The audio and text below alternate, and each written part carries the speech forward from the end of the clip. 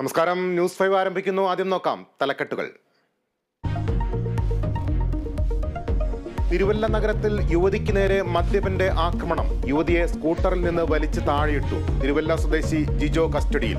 യുവതിയുടെ കൈക്കും കാലിനും പരിക്ക്. KPCC പ്രസിഡന്റ് സ്ഥാനത്തേക്ക് കെ സുധാകരൻ തിരിച്ചെത്തും. നാളെ ചുമതലയേൽക്കും. സ്ഥാനമേൽക്കാൻ AICC നിർദ്ദേശം.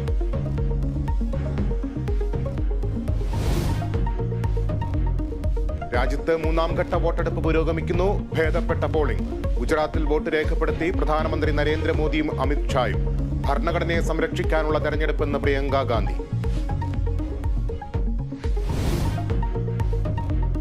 മുഖ്യമന്ത്രിയുടെ വിദേശ സന്ദർശനത്തിൽ വിവാദം പുകയുന്നു. സ്പോൺസർഷിപ്പ് ആരെന്ന് വ്യക്തമാക്കണമെന്ന് V മുരളീധരൻ.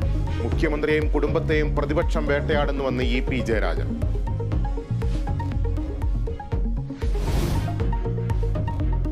സംസ്ഥാനത്ത് കനത്ത ചൂട് തുടരും. ആലപ്പുഴ ജില്ലയിൽ ഉഷ്ണതരംഗ മുന്നറിയിപ്പ്.